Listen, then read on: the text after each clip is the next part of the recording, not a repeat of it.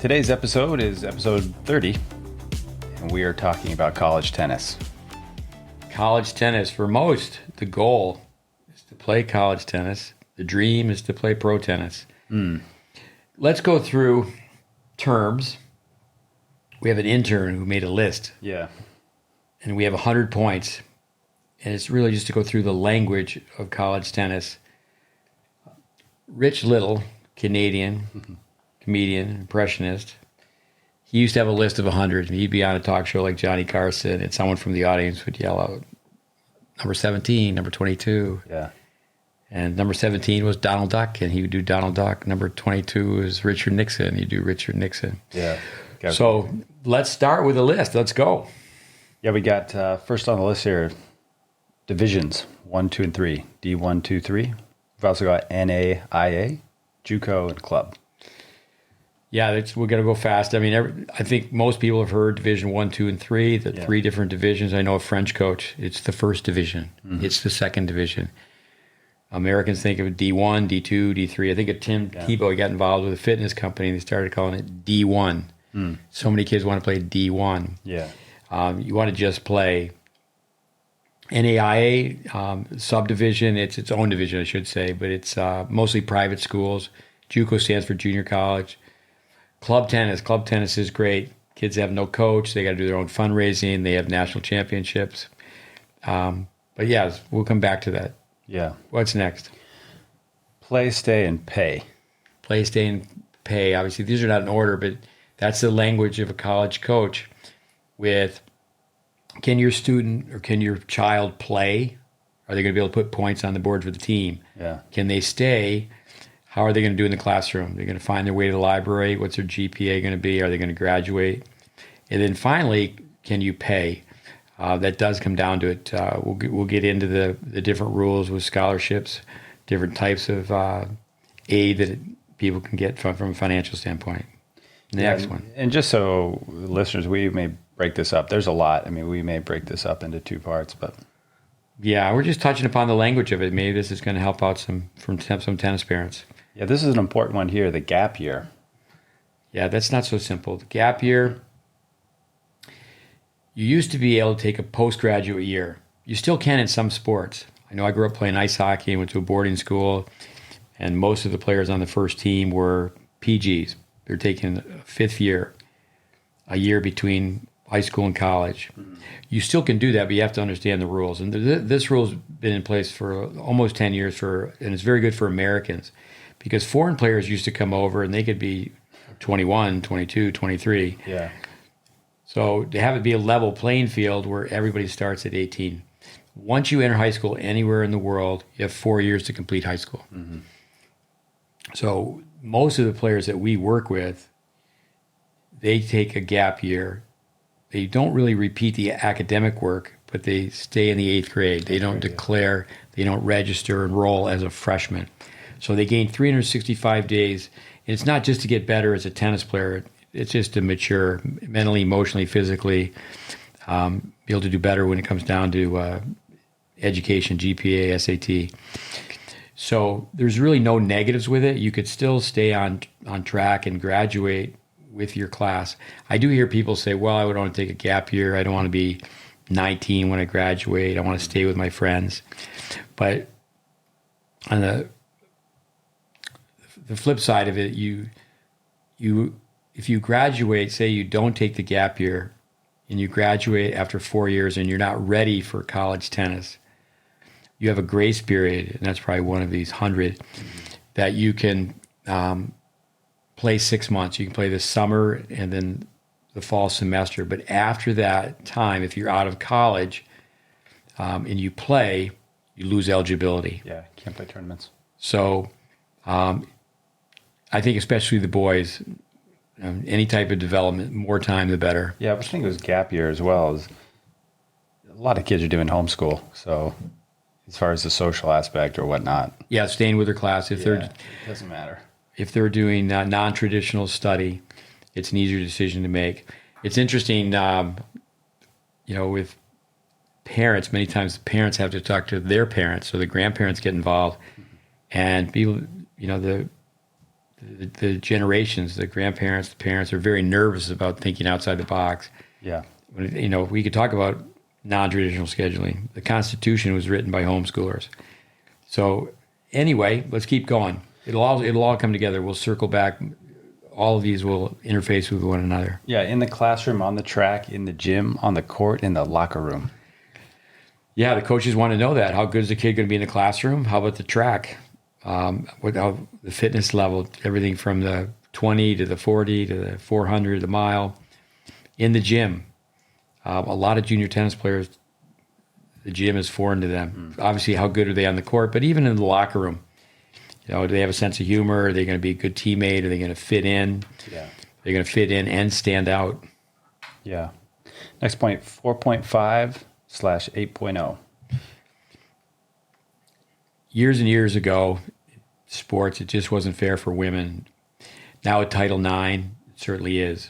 Yeah. The non-revenue male sports don't have as many scholarships, simply because the major university will have up to 95 football scholarships. Yeah. So at the top schools, there'll be 8 full scholarships for women, and the men have 4.5. And the coaches can divide that 4.5 up Yeah. in any way they see fit. Yeah. ITA. Just look this up, ITA, Intercollegiate Tennis Association, wealth of information, governing body of college tennis, summer circuit. When it comes down to, I see the next one is team websites with, finding out what schools are in Division I, what schools are ranked in Division I, men and women. It's one of the best ways to just get connected with college tennis is go to their website. Yeah, I think even nowadays, they added the UTR and things like that. You can see UTR levels for different teams. So if you kind of need to know, all right, can I play there or whatnot? It's all out there. Yeah, I'm sure that's one of the 100 UTR. I think one negative with the UTR with college tennis coaches is sometimes, they don't want to talk to anyone that's ranked below such and such. So they're not taking a second look. But at the same time, tennis players can look at college teams and find out what the lowest player on the team, the number 6 player, or even someone who's not in the lineup, what's their UTR, and then they don't have the off factor. Yeah. It's like, okay, I can play at this level. Yeah. A bit of a bench. Or I'm not that far off. Yeah. 85% of freshmen. And these are out of order with the language of college tennis. Approximately 85% of college freshmen that do not make the lineup never make the lineup. So you can't look at it through rose-colored glasses. There's so much work involved. What will happen is, the pity party, kids start feeling sorry for themselves. I heard Ty Tucker say someone's got to be really mentally tough.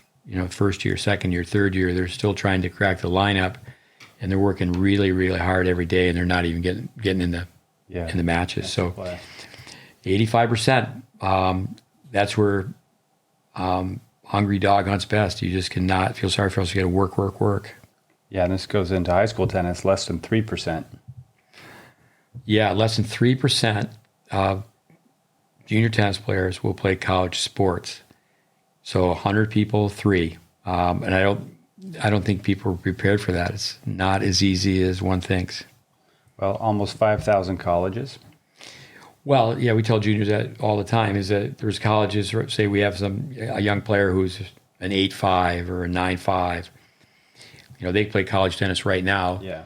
But are they going to be able to play at the college of their choice? And then it comes down to academically, too. If someone has, they have a 4.0 or above, because people can have a weighted GPA, they have really high SAT scores, they can apply to all 5,000. As the standard of your transcript goes down, the less colleges you can apply to. When a high school kid talks to a guidance counselor, do you like private school, like a public school, small school, large school, want to stay close to home, cold weather, warm weather? But 5,000 colleges, it's not quite that number, but it's close. It's amazing. Yeah. Big country, a lot of opportunities to study. Yeah.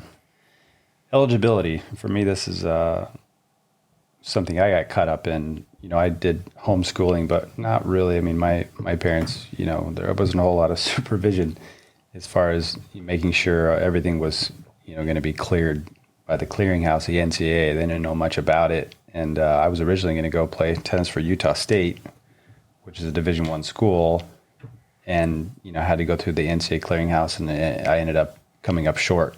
And so I actually went up and played a year at a JUCO in Huntington Beach, Golden West College in Huntington Beach, before I transferred later on to Weber State. But you got to make sure you get your I's dotted and your lowercase j's crossed. Yeah, that's one great thing about the internet. Not lowercase j's crossed. You dot the I and a lowercase j, and then you cross the t's.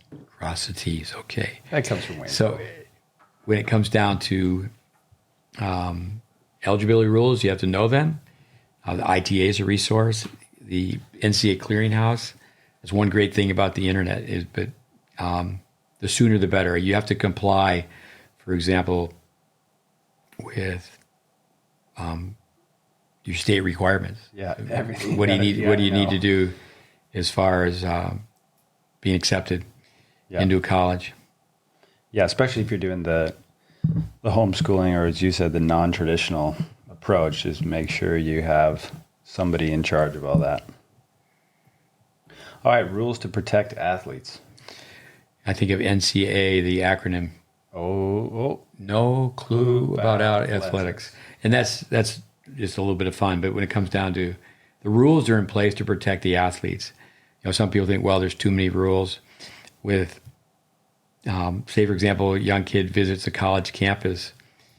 Now they get to meet with an advisor, see the campus, sit in a few classes. Years ago, there was certainly reports, time after time, and this actually took place where a kid would show up on campus and the coach would just have play matches. They can't hit balls with the coach observing, because they want the rules are set for the recruit to come in and get a feel for the university from an academic standpoint. Yeah.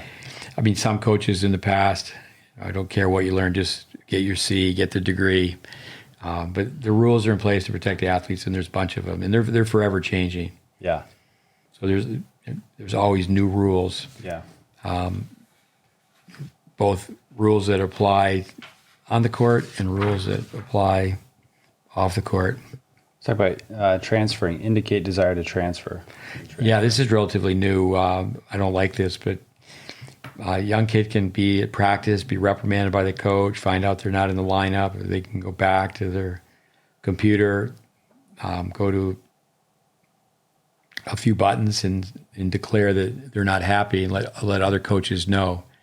I just think that, people should at least have a 24-hour rule before they do it, because a lot of times young kids are letting other coaches know that they're very interested in transferring. And I do think that's part of society, is that kids are softer and softer, and as a result, there's more and more transferring. The easy way out.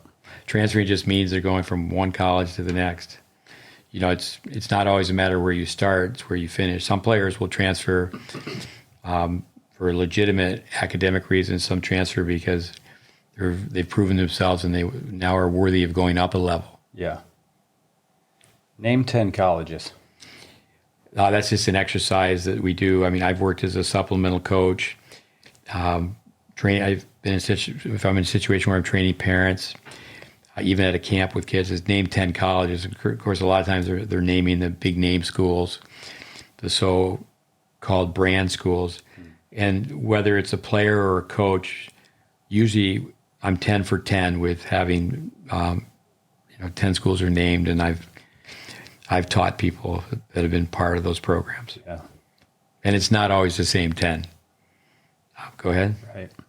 32 junior college men's teams. Yeah, tennis has really changed. At one time in Florida, just in Florida alone, there are 32 junior college men's teams. Now there's 0. It's amazing. So there's less and less opportunities. It's pretty interesting with the pandemic, what possibly could happen, as things pass with the pandemic. The programs do get cut. I wonder if some of those schools became, state colleges or universities if they moved up. You know what I mean? That happens. No, it does. It does happen where a junior college will become a college or a university. Mm-hmm. Tell us about the old freshman rule. Well, when I went to college, freshmen could play on the varsity. I have 3 older brothers. When they went to school, That was I cool. think it was 1972. I was going to say horse and buggy days, but Right, 1972. I share this quite often. Stan Smith, Arthur Ashe, Wimbledon U.S. Open champions. When they went to college, they couldn't play their freshman year. It's referred to as a developmental year. yeah. One and done. Actually, a half and done. Yeah, I don't really like this. I'm not in favor of this. We've had some students do this. Graduate from high school, they go in January, so they don't take part in the fall season, which is more of a developmental season. It's the spring where they play their matches. I think actually when they go to college, they should go to college. And it's a little bit obscene actually where the college coaches were the very best players in the country. They're saying, no, you can, if you want to come in January, come in January. And if they do come in the fall or even and they've changed the rule where they can't do it all 4 years, but kids will. I was at many times at a futures tournament and wondered why players from such and such university aren't these guys in class? Yeah. But they're all doing online classes. Yeah. But one and done is a term used in college basketball, but half and done means you go one semester. Typically people go to college at 17, 18, or 19. Better off really to take your time and go at 19 if possible. But most of the players who fast track and go at 17, hindsight is that they're rushing the process, especially now how people are staying connected with pro tennis for a longer period of time. Yeah. A lot of times too, players will go in, play for a half a year of college, but they are guaranteed their education, so they can go back at any time. Yeah, we've had students who've made it to the U.S. Open and they turned down the first round prize money. That's gone up. Remember it's $40,000 and now it's twice that. And why would people turn that down? Well, your scholarship's guaranteed, so you can go for one semester, half and done, and then anytime you want to go back, that scholarship's still in place. So it's worth a lot more than say the $40,000 or $80,000. Yeah. Starting in January, which one? Most people should start in the next January instead of, you're a senior in high school, your tennis is accelerated, you have your academic credits in place, you graduate, you go to college, and you start playing matches, the dual matches in January. So it's still your high school senior year. Mm-hmm. I like the scenario where a kid goes in January, they graduate from high school, they take a semester off. They don't take a semester off to travel all over the country and lose in qualifiers and futures and pretend that they're already good enough to play pros. They find out what they need to do to get better. They could actually, go to college, and I'm sure that's on this list here, is a redshirt year. We'll talk about that, but starting which one, if someone graduates in June and they wait to the following January, you work it out, you have 18 months before you have the challenge of making the lineup. Yeah. So if you could do that, so you go to school in January, you're on the team, and it is a redshirt situation where you do everything the team does, but you can't play official matches. Last time the NCAA basketball tournament was played, the championship team had 14 players on the roster. 11 of them had redshirted. In other words, they took more time before they started playing official matches. With having 18 more months, so the kid gets a chance, okay, they're not living at home anymore. They get adjusted to college academics. Plus, there's no off factor, and they have more time to digest making that college lineup. They're not looking at it through rose-colored glasses. You think of a famous athlete like Tom Brady. He was a redshirt. Almost every football player is a redshirt. So it actually, I would take the second January. It's hard on the men's side, I think, especially though with the 4.5 scholarships. Even for the coach, to get a kid to come in redshirt, it'd really have to be someone that's maybe not going to make the lineup right away, or it'd be the end of the lineup that maybe isn't getting much scholarship money. You know what I mean? Yeah, because if they're a good player, it's like they're going to want to go someplace and get some money, and the coach is going to want that player, obviously, if they're getting scholarship money, to play. There's so many factors. I mean, the family's budget. I think of Patrick Gibson. I worked with Patrick as a supplemental coach. He spent years working with Matt Clore. I think of Austin Krychek. They both went when they were supposed to be seniors in high school, they're playing college tennis. Yeah. And, working backwards, Patrick, so successful in junior tennis. I think he would have been better off to take that 18 months and say, okay, I didn't serve in volley in juniors. I didn't go forward, even playing doubles in juniors. This is what I'm going to do. Because again, those are examples of people they've proven themselves to be really exceptional junior tennis players, but they want to be a pro tennis player. College tennis is only 32 weeks out of the year. What are you going to do with the other 20 weeks? And again, I'm sure that's on the list. We can just reinforce it when we get to it. I don't agree with the kid who's in college trying to play pro tennis. That's so far away from what the Stan Smiths and the Arthur Ashes did. And it's kind of whining and dining the players that will give you what you want, give you what you want. We'll fund a fall schedule for you to play pro tennis. And there's not that many cases of people doing really well when they were in college. I think you should play college tennis when you're in college. I mean, there's common sense is next to dead.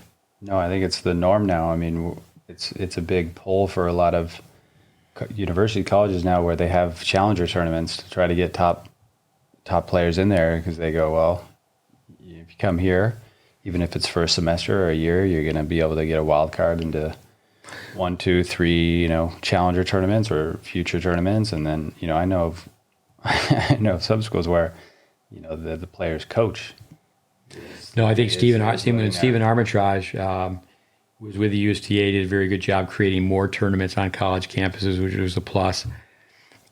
When it comes down to a recruiting tool, the USTA and the NCAA collaborated. They had a meeting, and it was really the USTA's push that, they came out and said, okay, no tournaments can be on college campuses.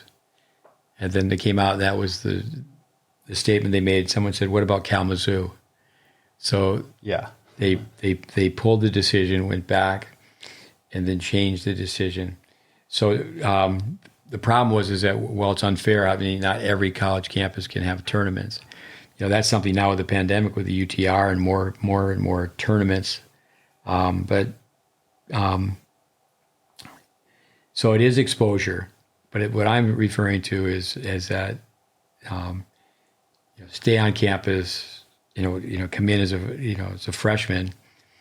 I would say very few players, even the best college tennis players, are really, really, really ready for college tennis. If it was done the right way, it's like, no, you're going to come in, you're going to be part of the program. The problem is that the individual becomes bigger in the program. Yeah, and then everything to win. Right. Again, it's done in basketball. The Kentucky is known one and done. Come in, play for us for 1 year, and then commit to the NBA. Yeah. So the college campus tournaments, that's a little bit different part of the problem. But well, I think kind of our next point is their development. Yeah, when it comes down to Dave Anderson, he's probably closer to 400 people he's trained that have played college tennis. He was a guest on one of our podcasts. Had a lot to do with him over the years. He'll say many times, well, they didn't get worse. Kids are going to change physically. They're going to become more mature, mentally, emotionally. But do they add to the game? Do they change? Many times what will happen is a kid will hit a college campus in late August and they're playing matches. Yeah. It's not like, and I can understand where, they don't want to have a total rebuild. They have to come someone in and have to totally, go back to scratch and rebuild their game. But no, that's a question. Is there development? How many players have actually made that transition where, they've become an ATP player? There could be a graph, how many made it to the top 500, top 500, top 300, both ATP and WTA. Yeah, I think for the most part, what I've seen is that, okay, universities, colleges, where it's like you go in and you're, like you said, they're going to hit a lot of balls, they're going to get fit, they're going to get some match play, and the coaches are going to try to work within their game, but there's not going to be any real, like you said, a year off. You're going to redshirt and really work on your serve or your forehand or, transition game. No, for example, even the players that are not in the lineup, I think many times I understand team spirit, but they become cheerleaders. We had a podcast, a tribute to Jim Verdick, who we had so much to do with. Fortunately, when we were putting the 8th grade base together in the 1980s with, the kid might be helping with getting set up with bringing the Gatorade, bringing the ice, whatever, but the kid is charting matches. They're not just cheerleading. Many Verdict players would be out of the lineup, but by the time they were a senior, they'd be an All-American. I think that's a really interesting way to measure the success of a college coach. How many times have they taken a player who was a project player and they, all of a sudden they became an impact player, not only within the team, but the expression they made the tournament. They're in that 64 draw.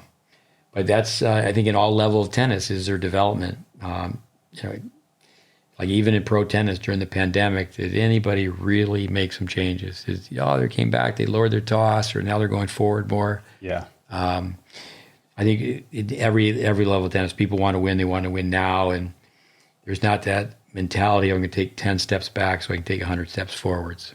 Yeah. But that's not the case in other sports. Yeah. I think of Darren McCarthy, hockey story. John LeClaire, his daughter was training with us. He was a great hockey player for the Philadelphia Flyers. He wasn't the only team he played with, but anyway. So we were talking about this, and I said, yeah, McCarthy, they sent him to be a more skilled player. They sent him to Sweden to work with someone who could really teach him how to use a stick properly. And LeClaire said to me, I wish you wouldn't have said that, because McCarthy scored the last goal to, win the Stanley Cup against his team. Mm-hmm. But it's interesting. You don't hear that very much in tennis. Where there's really true development. We could get into the history of change where, going back to, Bill Tilden, Don Budge, where Tilden on the backhand grip or Budge on the forehand grip, where they changed their game. Yeah. You go through all the way to Borg winning Wimbledon, where he changed his toss and, was injecting Novocaine into his stomach for freezing his stomach because he had torn some stomach muscles. Yeah. He was fortunate enough to lose to Pinot in the French, and he changed his serve. But yeah, is there development? Yeah. Guaranteed spot. Guaranteed spot. I see right under that is to be cut. One of the toughest things in tennis or in sport is to be cut. I asked junior tennis players, what's it mean to be cut? And they go, well, I need a Band-Aid. No, that means there's a piece of paper, there's a list of names on it, and it's cut off, and your name, you don't make the team. Yeah. You got cut. They'll say, you're cut, go home, come back next year. A year from now, we'll have another tryout. That's another interesting thing in college tennis right now. For the most part, they don't have tryouts. With a guaranteed spot, you're sure to be on the team. You're not going to get cut. So Doesn't mean you're going to be in the lineup. Doesn't mean you're going to be in the lineup, but the coach is going to guarantee that you're on the team, that you have a spot, you can practice. You have all the privileges on the team. You have the opportunity to make the lineup, contribute. Yeah. Sitting in the bleachers with parents on Parents Weekend. Yeah, to motivate a group of kids. Say, for example, if a child plays, baseball or basketball, ice hockey, where is the player when the team's playing? So if someone's not dressing, someone's not, in tennis, they're not playing. It's Parents Weekend, and you're sitting in the bleachers next to your parents. Mm-hmm. And, you just try to have people, junior tennis players stop and think about that for a minute. They grow up in junior tennis, and there's tournaments, certainly some tournaments you can't get into because of your level, but your parents, they can just write a check. Like kids really want a scholarship. I tell kids all the time, you already have a 10-digit scholarship. Yeah. Just call home. Yeah. So, yeah.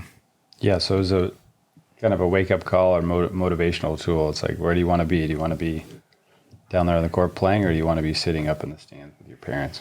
But then if you are up in the stands with your parents, you don't make the team. I've had so many kids that, they made the team, they traveled, or they were in the lineup as a freshman, and they weren't as a sophomore. They had a very good recruiting year, and then the kids cave in and they quit. Go ahead. Walk-ons. Yeah, that doesn't happen so much anymore in tennis, where college kids, okay, you can walk on. You're gonna get a tryout. It used to be that there would be a tournament for walk-ons. So the entire campus, it's an open tournament, and whoever wins that tournament gets a chance to play the last person on the team. Yeah. They play 2 out of 3 matches, and that was the best. So some kid who's number 12 on the team, they're going, okay, someone's going to come from the walk-on. And some universities, they're like a small city. I mean, it's 50,000 people. Yeah. And, some kid comes through, wins the campus tournament, and then they get a chance to play. It's not just one match and done. It's, okay, best of 3 matches. Yeah. And that creates a little tightness. I don't want to be bounced off the team. Yeah. No, that'd be great. And, that's a great sign for a true coach is they take a walk-on, they take a raw athlete. Maybe they've played 3 sports. They haven't specialized in tennis. They maybe just played a little high school tennis, and maybe their key sport was basketball. College coaches should be looking for, or they should say, college tennis coaches should be looking for those players. Yeah. A famous story about the lacrosse coach, her brother played in the NHL. She's done really well at Northwestern. She saw 2 twins just running together on the campus. And she was driving by, and she saw them running. Mm-hmm. She told her husband, "I'm going to find those 2 girls. They're going to become All-Americans. They're going to become national champions." Mm-hmm. And they did. They were basketball players, but they're very short. Which lacrosse, that factor is not a discriminatory factor. Mm-hmm. That's great. Playing private eye. Okay, it's very easy for the coaches to find out about the player, but the parents and the player need to find out about the coach. And, phone calls, talking to people that are graduates. The honeymoon period is that, everything's great during the recruiting process. Yeah. But to find out as much as you can. Well, nowadays with social media and whatnot, if they're on there, you can find out a lot. So as a player, you got to watch what you're doing as well. Watch what you put out there. Does the head coach hire former players? Yeah, that's where you go to the ITA website. You can actually go to the team website. And every situation is different. It's not to judge a program entirely on this by any means. But this is very common. And I look at that and go, well, maybe that's a little bit of a red flag because they're not bringing something new to the table. It's like, well, okay, we want to bring this coach in because they've done this, and this, but it's amazing how much in-house hiring they're doing. Right. And then there's another factor is, well, what was their training? Okay, they were a member of such and such team, and then people say, well, but it was a winning team. Yeah, it was a winning team that really recruited well. Yeah, that's an interesting thing in college tennis is that, say a coach takes a team from this level and they take them up to this level, but then you're you're playing against a team who recruited at a higher level. Mm-hmm. So you really have to take a second look when you're judging the developmental success of a college coach. Yeah. Who did he, that's a positive side of maybe the UTR is like you go, well, this kid came in as a 10 or whatever, and he's leaving as a 13. Right. Does the coach have the capability if some kid is, say they're a 12-5 and, okay, it's not going to be overnight. Are they going to become a 13-5? How are they going to become a 13-5? Well, it comes back to the gym, the track. But really, first and foremost, the classroom. They got to hit the ball better. They have to have better skills. Yeah. And, there's a lot of hype in college tennis. It's who's on our schedule. We got to win now. And I don't think it's so much about long-term vision. I understand that.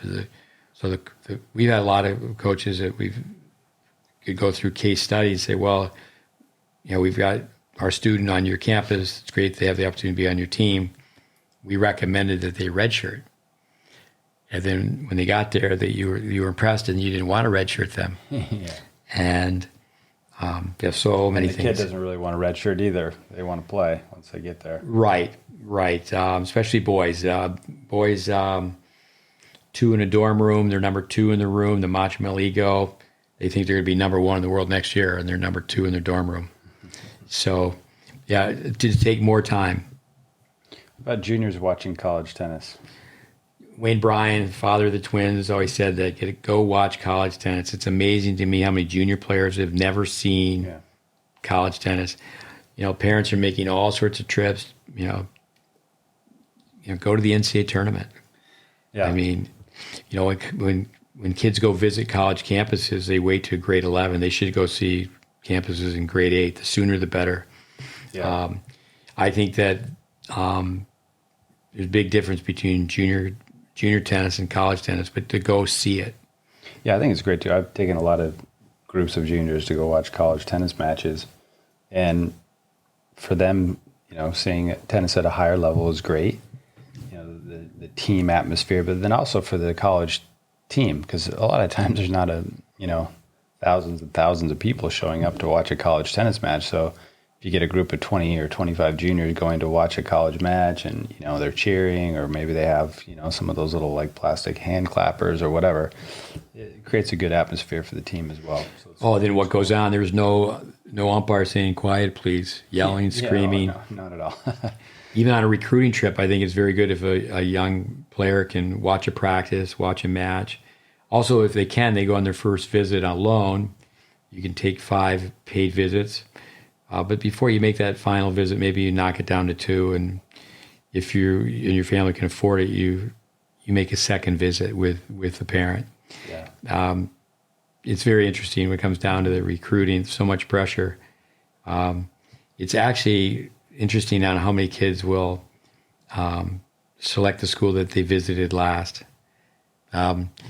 They also will select a school based on the fact they really liked the senior who was showing them around, but not even stop and think, well, the senior won't be there when I get there. Yeah. I mean, we're going fast on just some of these thoughts on college tennis, but then to start talking about stories, I say, name 10. If you spend a lot of time, first of all, someone's playing college tennis, you spent a lot of time with them as a coach. Mm-hmm. And then the stories that you can tell, the ups and downs, the blood, sweat, and tears to get there. Yeah. Players say it's the best years of their lives. Even players that we've worked with that have, gone on and played on the tour, they just love the team atmosphere, love the years playing college tennis. I think one thing that's really down in the U.S. is high school tennis. It's too bad. Once again, the individuals become bigger than the program. Kids are not playing for something bigger than themselves. Used to be that high school tennis was a big deal. Everybody played. But certainly we, know that there's just, larger budgets, better schedules, higher level it's just amazing to me, the people that look back, the greatest years of their life was playing on a college tennis team. Yeah, the next point I got here, it's like it's extended family. Yeah, I think especially for boys, you're a coach, there's not going to be too many lost weekends. Your coach, I think the parents would, really love to hear that. It's a big difference between having a kid go to college and they're not connected with a coach, a staff of coaches, and really a staff of trainers and managers, and right. What are you doing day by day, and they know when they have exams, and just what's provided for them. Yeah. You want to certainly the schools with more money offer more services, but the amenities, having just a chance to go work with a tutor anytime you want. Yeah. No, I mean, there's such a support system. Pretty nice. All right. Drug testing. Drug I testing. never got drug tested. Sugar's a drug. When it comes down to drug testing, there's certainly different levels of drug testing. Some are much more sophisticated than others, but mom and dad, you should realize if your kid's going to be smoking Miracle Hoonie and they get tested and they say, Mom, I went to a party, had a couple beers, and I ate the brownies. Do you think They're making it up. Do you really think kids do drugs in college? Yes. Just With booze, you lose. With dope, there's no hope. But random testing, it can happen. Yep. With I know all sorts of stories. I mean, okay, they even are told, okay, we're gonna test you in the next 4 hours, and then they get guys to drink Lake Ontario. Yeah, I mean, just talk about, oh yeah, well, just say you had such and such muffin that it has poppy seeds in it or something like that. There was all kinds of. Oh, even the really clean athletes they're afraid of drug testing because they can take over the counter. There's so many things that can come out as a negative when they really didn't violate any rules. Yeah. Rules, team, school, league, or conference. Yeah, it's endless. When it comes down to there's going to be team rules, school rules, league or conference, then NCA, and that's really how you build a culture. Is you need to know what the rules are, and so they're in place, and it's homework. To assume to make an ass out of you and me, you just need to know what you're up against. Working backwards, NCA.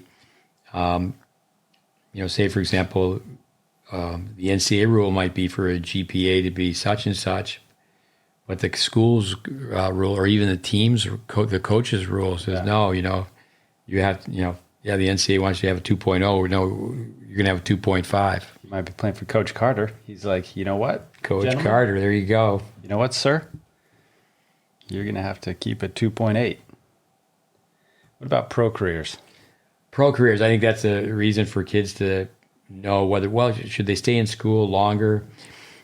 Should they leave, go one and done, 2 or 3 years? And you can just go, like say, for example, the Davis Cup, the U.S., they won in 2007. The doubles team, the Stanford, or the Bryan brothers played at Stanford. You had Blake on the team who played at Harvard, and you had Roddick who didn't go. And, Sam Querrey, he close to being on the team. Marty Fish, close to being on the team, playing matches. Who finally played all the matches. But, I went to the finals, played in Portland. Roddick, what he did by winning the top, junior tournaments towards the end of his career, had proven that, okay, he's ready to compete on the tour at age 18. Yeah. What one does in the summers, with there's a formula for how many matches do you play per dollar, with formulas for how many matches are you winning. And when it comes down to, maybe summer number one, a kid is going to play the ITA circuit. The Intercollegiate Tennis Association has summer tournaments, and they have a final. Actually, my son Connor, he transferred, and so he didn't play much tennis. He had a bad ankle sprain as well during the summer that he transferred. But he won the ITA summer doubles, the final event. And so that would be the weakest national title to win within college tennis. So if someone does that for summer, then the next summer, okay, they're going to go play in France. And it's interesting. A lot of players years ago, they used to teach in the summer. Not so much anymore. But I think so many kids have the pro dream, so they want to go out and try to get a few points, playing futures or, challengers, or if they're at that level. Well, if someone, say they go to college, they're 18, and they get out 4 years later, they're 22. But at 18, and you say, okay, put 7 years on that. People used to say, give pro tennis 3 years. Now they're saying 4. Have you climbed the ladder enough for 3 years on the tour? Yeah. Now, again, there's a lot to it when it comes down to just the finances. It's almost like a war of financial attrition. Definitely. But if someone really is, we say a lifer, if they're really driven to make it, there's nobody saying that you've got to be on the tour by 20. Yeah. The pro players, there's the teenage sensation. There's not too many of them, and then there's the late developer. Federer would say that he was not a teenage sensation, where Nadal who's 5 years younger. Federer was winning junior Grand Slams, but his father told him, father and mother, you got 3 years, and the number was 70. You have to make the top 70 to be making money. And Federer, a great study, obviously. Roger Federer, he was nervous. He thought that was the demands were too high to get to number 70 after 3 years. But pro careers, I do think that college tennis can be a stepping stone for sure. Yeah. But are you going with what you got? Are you getting your game evaluated? Then there's outside resources as well. I think that's an amazing thing in college tennis is that usually when a kid goes to college, there's like zero communication between the college coach and the junior coach. Yeah. It's like done. Yeah. They've signed and it's like, see you later. Yeah. And it really shouldn't be that way. Right. Talk a little bit about aid, athletic aid, academic aid, financial aid. Yeah, very few people actually pay sticker price when you see what the college costs. But you need to do your homework on this when it comes down to, some of the Ivies don't have athletic aid. People think of scholarship. Before a coach issues an athletic scholarship, they want the family to go through the financial aid, especially on the boys' side, men's college tennis, where it's 4.5 scholarships. Yeah. But you can get money 3 different ways, and the better someone does with their GPA and their SAT, the more academic money they can get. Yeah. The families that have really done well financially have investments and such. They don't qualify for as much financial aid. But again, there's a lot of work involved finding out all the ins and outs. Say for example, and we just go through case studies, this player, that player. A lot of the schools are very, very expensive. And when it comes down to, we had a student who could have played at Harvard and it would have cost, a single parent would have cost $1,000 a semester. So you just have to find out about that. Yeah, I take it. Why do you think so many foreign players? Well, I think, people right away think the foreign players, the reason there's so many foreign players is they're better. And that's not necessarily the case. With a foreign player, generally will say yes to the first opportunity. American kid will be polite and say, well, thank you. I'll talk to my parents about it. With the expression, to get a horse in the corral, the foreign kid will many times say yes to the first opportunity. So then the coach is in waiting. And everybody has a list. So the American kid is going to have a dream list. They're going to have, it's like at Kalamazoo, they felt, kids write down, where do you want to go to college? And people write down Stanford, Duke. Then they write down Stanford, Duke. Notre Dame gets some votes.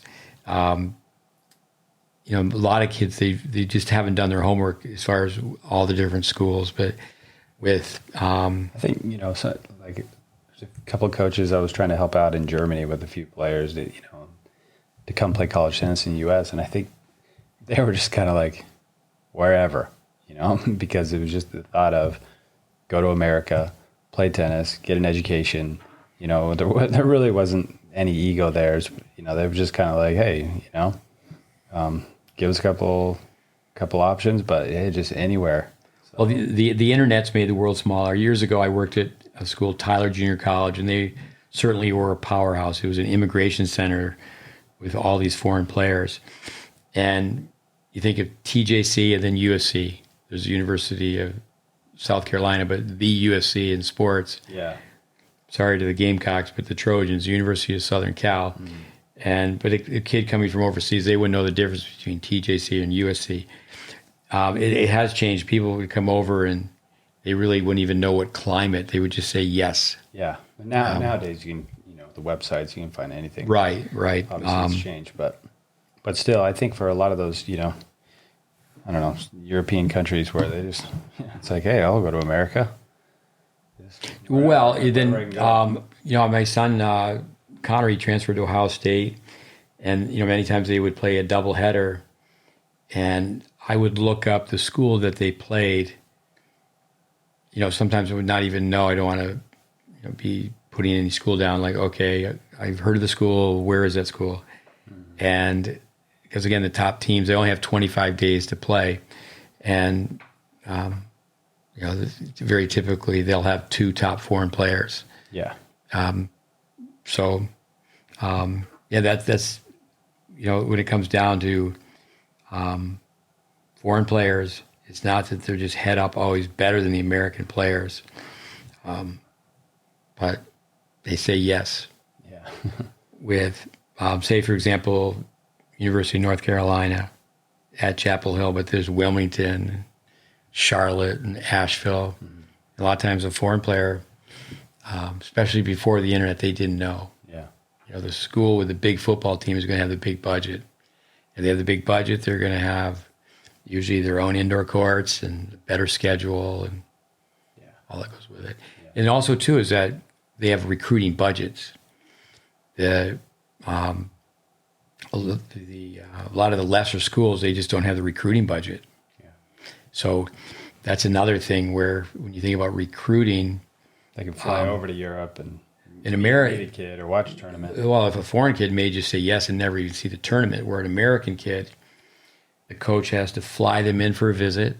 That's expensive. Mm-hmm. The coach is going to go watch them play at least one national. That's expensive. The coach is going to fly and meet with the parents at their doorstep. That's expensive. Mm-hmm. And there's just some teams that just can't compete. Yeah. Typically what a young coach will say when they're being interviewed, how are you going to use American players? And they'll say, well, initially I'm going to go with foreign players to win. And then as I build up the success of the team, then I'll be able to draw American players. This is true on both sides, the boys and the girls. If a team wins, like say Clemson, Alabama, they win the National Football Championship, it helps them recruit. Yeah. In every sport. Yeah, for sure. All right. Tell me about transcripts. Transcripts, if a family's going to try homeschooling, non-traditional scheduling. Exciting topic, by the way. They should do it in junior high. Yeah. Because once you enter grade 9, your transcripts, whatever you do in grade 9, that's on there. So you're really going to come up with your grade point average. So it's business once you enter grade 9. That's once again why I think kids that are in the 8th grade or even younger should go see college campuses. And so transcripts. Get an idea of where they want to go. Like, do you want to go big time? Like you say, do you want to get on a bus or a little van and drive down the road? Or do you want to get on an airplane and go to a major city? Yeah. Brent Wellman. I heard Brent Wellman say that to a group of players. You want to get in a minivan, drive 10 miles down the road and play against another school. Or you want to get in a minivan, they're going to drive you to the airport. You're going to fly across the country, get another minivan, check into a hotel, and go play in a stadium. Yeah, exactly. I mentioned that with recruiting budgets. Yeah. The SAT, the GPA, hidden numbers. You go to a national tournament, you look across the courts, and some people will say, yeah, really doing well academically. Well, you have your numbers right there. It's kind of like the invisible tsunami is, there's say 128 kids in a national tournament. How many of them are seniors? How many of them have the high GPA and the high SAT? Because they're going to be student athletes. There's really 3 numbers. That's how much the UTR has climbed. Is you can add the UTR to the SAT and the GPA. Yeah. I mean, as far as playing, that's really the first question is what's the UTR? 21 hours, 21 weeks. Yeah, that may have changed, but for the most part, coaches can work 21 hours per week. They have to have a day off. Yeah. 21 weeks. It's like a job. It's 21 hours. What do you do with those 21 hours a week? Mm-hmm. That's in place for the kids. They have more time to study. So it's not abusive where the kids are training so much. But that's it. So, then it's amazing. A lot of the kids don't do any extra. I've worked in college tennis. Some other notes here is that I've worked as a volunteer on a college tennis team. I was working with some realtors that were interested in building a real estate project, and they were flattering by saying they would call it Tennis Smith Village years ago. So I ended up being a volunteer because I was allowed to pick the city, and I picked Raleigh, beautiful place. I've worked as a consultant. I've worked as an interim where I'm running team practice. I did that 2 different times. So volunteer, consultant. I've done this for colleges. The rules are changing, but I've run preseason camps, traveled to a college campus. I've traveled with teams on their spring break. I produced videos for everybody on a team. I actually directed a program because the junior college rules are more lenient than the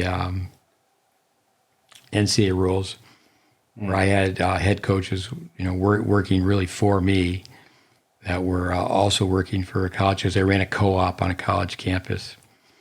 I've had over 500 students play college tennis, and my students. So the rules are forever changing. I see this on the list, doubles. Yeah. Most junior tennis players don't know how to play doubles. My son Connor, he's been told, "Oh, you're a good doubles player." He goes, "Well, it's just because I know where to stand." I say, "Hey, that's a great line, but why don't you say this? I know where to stand, and I know the grips, and I know the ready position." You could tell by someone's ready position. Return and volleys. There's a very good chance that they're not going to play a conventional volley. If kids have played years of one-up, one-back doubles, and now it's quite sad that Division I tennis, sometimes there's 2 out of 3 of the teams playing one-up, one-back. Yeah. Because people want to win from the get-go. I think of George Foley, who was Stan Smith's coach at USC, and he goes, "Yeah, it really helped me with my volley." I ran a junior college team.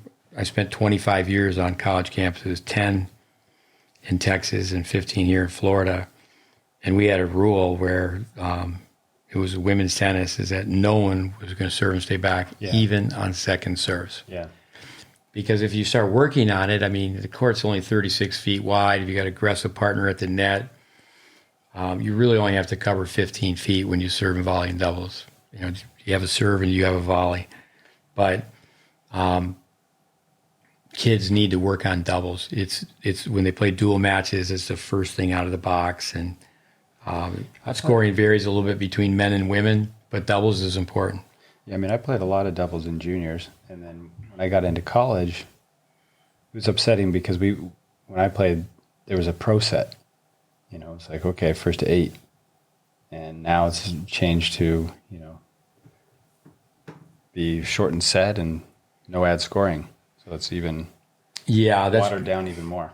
Maybe that's on this list, but when there's a pro set to 6, that's not even divisible by 4. But that's because they're trying, college officials, they're trying to have their own TV station. Right. They're trying to have matches be packaged where they can just be on TV, which would in some ways be great for tennis. But I think that the realists would say college tennis should be college tennis. It's like, let's not change Wimbledon. Let's keep playing best of 5 sets. Yeah, it goes fast. Yeah, it's too fast. And but years ago, Chuck Creasy, who's at Citadel now, was at Clemson for the longest time. He'd be definitely someone to listen to about college tennis. No ad was in place for 15 years, and the coaches weren't really complaining because they could play as many matches as they wanted. Now it's down to 25. So that's where it's 25 days where you can compete. So then they'll have double headers. Yeah. NCAA rules, more time to study. Yeah, Division III, the rules are different. With they'll start the season later, the fall season, end it sooner, so kids have more time to study for their exams. With say a young kid playing big time college tennis, and their team is going to be in the thick with the NCAA tournaments that go through May, they've got to deal with their finals during those tournaments. So time management really comes down to people being successful in anything, but definitely in college tennis. Yeah. No, I think this next one, confusion that's some D3 teams would beat D1 teams. There's so many different colleges out there. I know when I played even JUCO for a year, we, like on our spring break, we played a D1 team and beat the team. I feel like badly. With Union College, I ran this tennis school in Tampa with 28 tennis courts, and we would have so many teams come down for spring break, and we would play make-up matches. The coach would say, hey, I would greet the coaches that were using the courts to practice, say, if you want to play a match, we can play a match. And, we would have seriously some 12, 13-year-olds, in some college tennis teams playing against their number 5, number 6. Again, it's not to belittle anyone, but there's kids who grow up playing 3 sports, and there's just so many different levels of tennis. Yeah. That's something that's down here, the confusion. Yep. Some D3 teams are better than D1s. Yep. And, I just said. You just said that. I will start listening to you next week. Senior moment. I'm sorry. But when it comes down to D3s beating D1s, is you want to really go where you can play. You want to go where you're wanted. Braden used to always say that. Go where you're wanted. When it comes down to it, the Macho Man League, a lot of men will go to a program where, I think years ago, having a couple of boys go to Notre Dame. Notre Dame used to keep 16 or more players on their team. And you don't want to take the air out of anybody's sails, but it's like a crystal ball on this. For you to play at Notre Dame, I think you'd enjoy yourself much more if you went to a school with, great academics, great fit, but the tennis it's more realistic for you to play at this school. Right. Yeah, and then you could always transfer. Yeah, no, that's where the pathways of junior tennis players.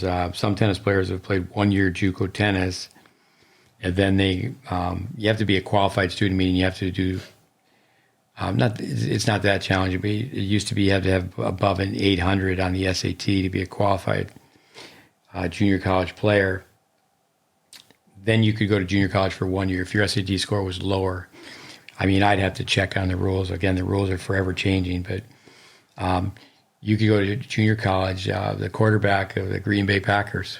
Yeah. Aaron Rodgers. 1 year JUCO. And then he played at University of California. Right. And he's a big-time football player. Yeah, California JUCOs. Yeah. I was a tournament director for 4 years for the NJCAA. And it really, in some ways, was an empty title. I didn't want to take away from anybody, but it was too bad that the winner of the NJCAA, they should have played the California team because the California schools did not participate in that tournament. There's some great tennis players that played junior college tennis in Southern California. But again, number of teams have gone down, the level of play has gone down. But it's still an opportunity, where you just get a chance to play, and where you can just go from one level to the next. Yep. I think what's sad is so many players, especially on the girls' side, is they get to the point where they check out and say, well, Again, the boys will say, okay, I'm number 2 in the dorm. I said that. I'm number 2 in the dorm. Next year, I'm going to be number 1 in the world. So they have a tendency to hang on. That's where men's rosters are larger than women's rosters. Phil Donahue used to have a talk show, and George Bush, number 2, the younger George Bush, he was going to table Title IX. And then there was Donahue had a show, on TV, and like say the art department, there's a lot more women in the art department than men. But so for it to be 50-50, not only by number of participants, but dollars spent.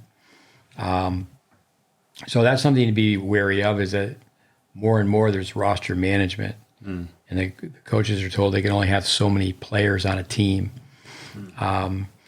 But yeah, I think that the girls, unfortunately, sometimes they fade away too soon. Well, I don't see myself making the team, and they hang up the racket too much too early. Blind admissions. I think that's a great thing. Most of the part, that's what it's all about, is that you get in first, and finances have nothing to do with it. So once you get in, then it's a matter of figuring out how you're going to pay for it. So,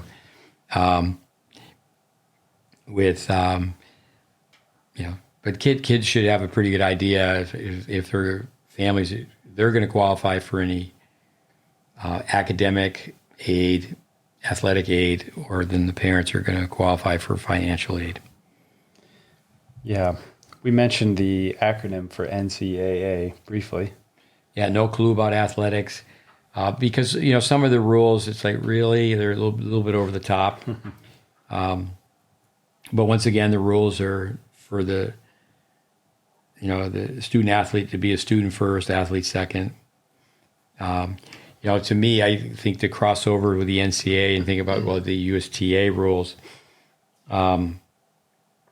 or the ATP rules, but just to get everybody sit at a one table, WTA, the alphabet soup once again, that say for a high school senior, that's a possibility with the UTR. It's happening more and more, but there's not enough open tournaments where really good high school players are playing against really good college players. There's not enough open competition. Yeah. Because there's rules that are protecting the kid not being over recruited, hounded. Yeah. All right, got a couple more here. Dave Fish. Dave Fish, he's retired now. He's a tennis coach at Harvard forever. Looks much younger than he is. He's a little older than I am, but he's got a little bit of hair. He's got a lot of hair, actually. He has to use a comb still. And then David Benjamin, he ran the ITA for the longest time. For many, many years, I think it was a dozen. I think it was even 12, where Dave Fish, his wife Bonnie, they started a camp with Gordon Graham. They had a very large, successful day camp in the summer, and they used our curriculum. And then, so I met with, Dave Fish was very interested in having, every college coach use our curriculum. And David Benjamin was very open to it as well. So I remember going to the NCAAs and meeting with the two of them.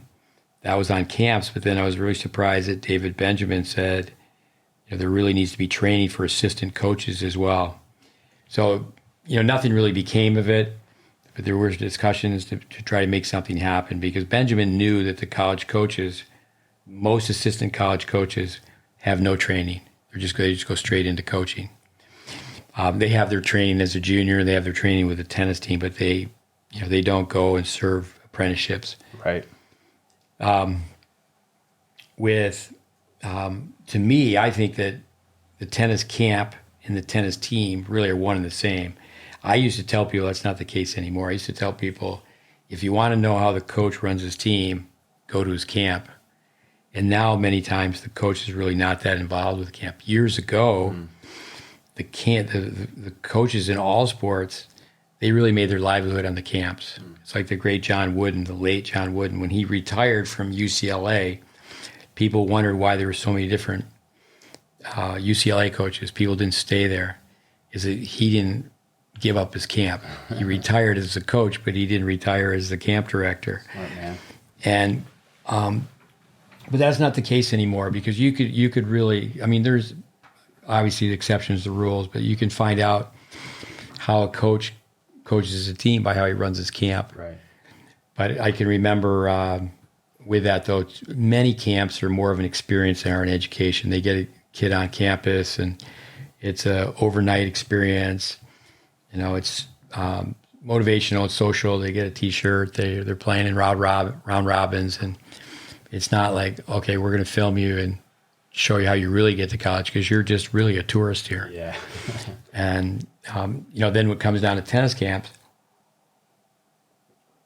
I'm a tennis camp junkie, and I think that's years ago, that was like the way to learn how to teach tennis is, you know, you go to different camps to learn how, and that's still the case in basketball. But basketball camps are really big business. You know, you know, these major universities will have 400 kids a week in a basketball camp. But that's where tennis is, unfortunately, it's a niche sport, it's a private sport, and it's becoming smaller in this country. Well, So the camps are becoming smaller. The basketball camps that I've seen, you know, it's like heavy fundamentals, you know, especially with the group dynamics, but a lot of basics. And with tennis camps that I've seen at college campuses, it's just a lot of, it's almost like daycare, you know, where it's just like, okay, you get a couple lines or drilling, you do some serves. I mean, I haven't seen. Well, coming out there, but back to the old ones I have days, seen. coming back to the old days, I think when we had Dave Anderson on and we asked him about, you know, improving tennis in the U.S. around the world, and he had the theme from the movie Back to the Future. Yeah. You know, I will tell kids, you know, if you could take a summer and just work at McDonald's, you're mopping floors, you know, you're, you know, flipping hamburgers, you're really learning to work. That'll help your character muscle. You become a better tennis player. Mm-hmm. That used to happen. Kids used to have part-time jobs. Yeah. And it's too bad that there's, you know, so many tournaments. It used to be there weren't as many tournaments, and you really prepare to play tournaments. But people were making phone calls, and they're going to the park. They're playing against anybody and everybody. Less money was being spent with, but a kid, you know, say for example, if there's a system, the coach has a system, and the freshman learns the system. Yeah. And then they're going to be part of the camp the first summer. I mean, you know, I think college coaches could have that, say, okay, you're going to be part of the camp. Yeah.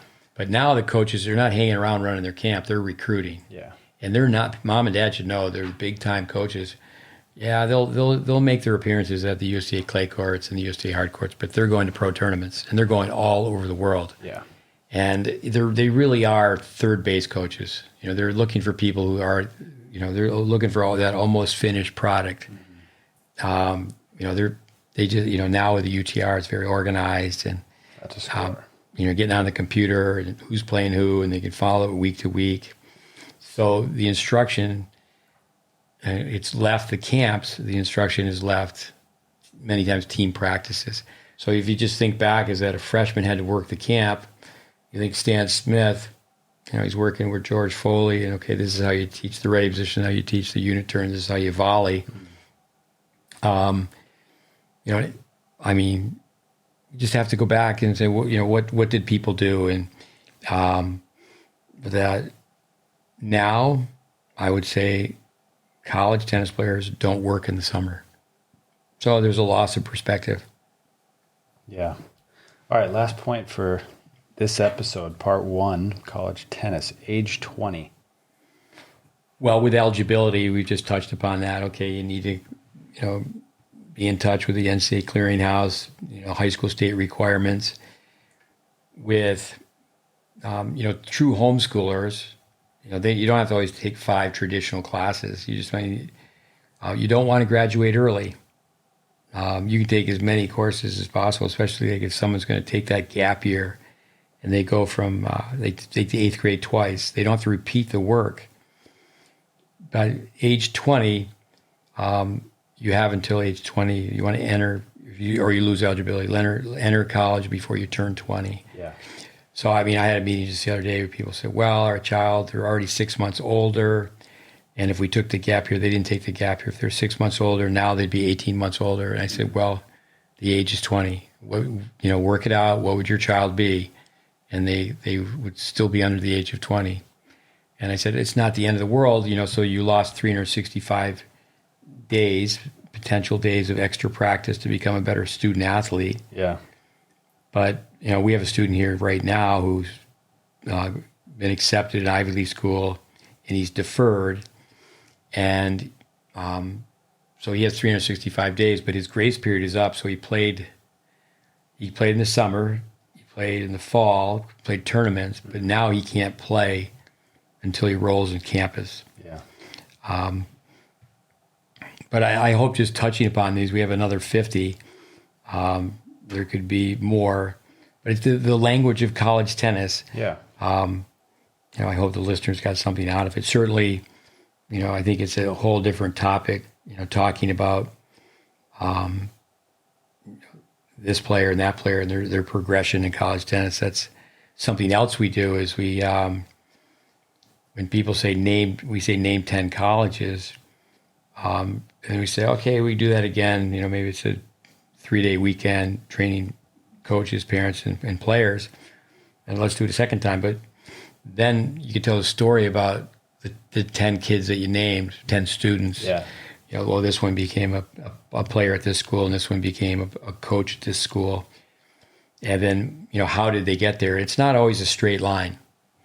It's not always a straight line. And with, I think his name's been mentioned before because he did such a great job, Craig Tiley. So Tiley comes to our school.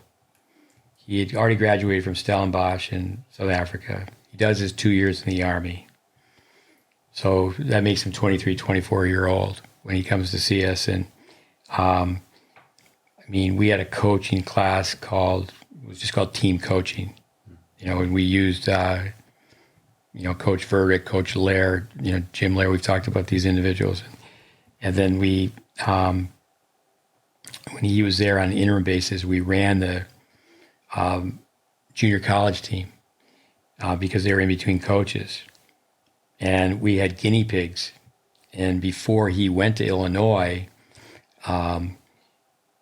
two of the kids we worked with, Julie Scott and Chad Clark, they became NCAA champions.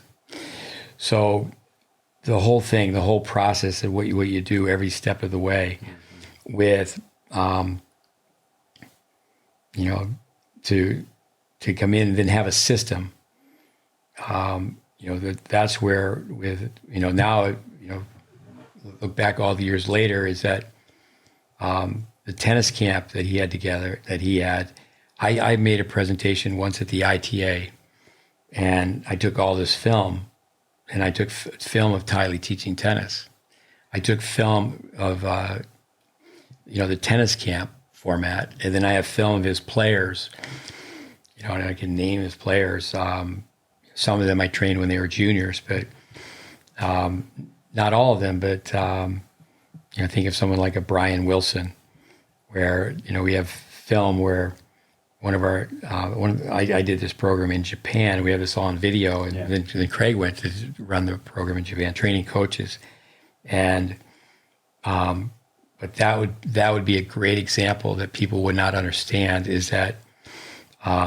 I just think of the Great Base with, let's say, the work from Vandermeer or Van Horn, Vandermeer, Jacobson, all these people, that was the Illinois program.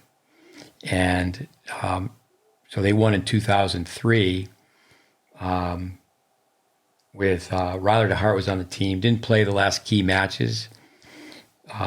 He became number one in the country at one point. But so they win this championship. And Chris Martin was the only guy on the team. He won the last match out for them to beat Vanderbilt. He had a two-handed backhand, and he was more of a baseliner. He won with some key points going forward. And this is all documented, but he had one-handed players. That was really circumstance, but they all went forward. Mm-hmm. And I saw Brian Wilson. He was at the last NCAA tournament. And I saw him as, "Hey, Wilson, you think he could still play here?" And, he kind of smiled and he goes, "The doubles for sure." Because the way the doubles was being played. Yeah. But I do think that Dave Anderson's, Back to the Future is teaching's information transfer, and college players, just like junior players, they should really know their game. And, do they get better? Yeah, they're going to get bigger, stronger, play more matches, become more mature.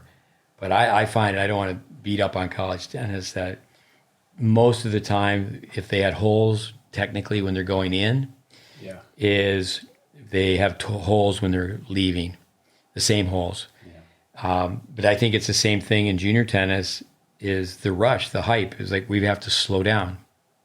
We got to slow down. We got to get better. But that's the thing where, say someone comes into a college team and they're good enough to be in the lineup. They're good enough to be number 6. Well, that's because you want to win this year. Mm-hmm. But if you were to take more time and say, no, you need to redshirt, you need to take more time. And then it ties into, getting their degree. What if they have to take lab classes? You can actually be a graduate and be even taking graduate courses. You can finish your undergraduate program. Right. But we'll talk more about it. I think with the pandemic too, is that a lot has changed. I talked to a dad just tonight that coached his son, and his father just said, that's great. The tougher it is for him, the better. When he shows up next fall on a college campus, there's going to be some seniors there because of the pandemic that haven't left. Yeah, they got a chance. And it's going to, it's like, well, there were, say, 3 seniors that were scheduled to leave, but it's, again, case-by-case study. But some players, they're electing to come back, and, yes, their scholarships can still be in place. Is that true straight across the board? I don't think so. But when it comes down to, they're going to be taking graduate classes. Yeah.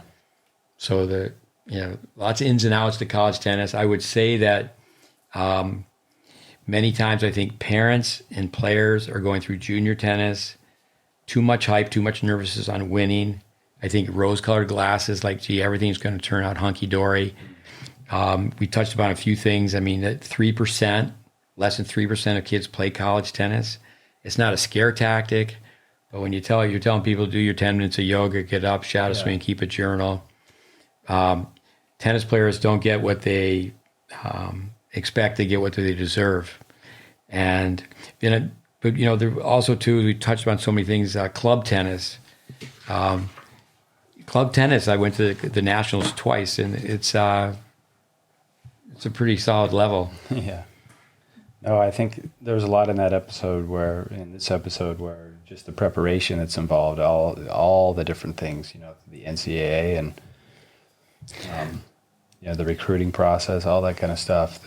We mentioned something. The gap year is a big one. We mentioned something that Tracy Austin said. I heard her say it. Pro tennis will find you. The elite Power 5 conferences, college tennis will find you. Yeah. Parents are always thinking, well, Steve, you know everybody. Well, I don't really know everybody, but if I make one phone call, I think I could talk to almost everybody. And the character references really help. To be on the phone and tell a coach what a kid's mile time is. We can get into all that a little bit more in the next episode. But when it comes down to the umpire says ready, play. And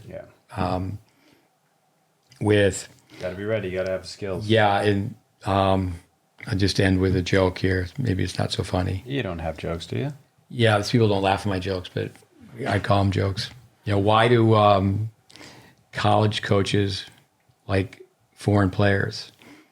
The parents only visit once every 4 years. Yeah. But parents need to know this, especially the parents that are overprotecting their kids.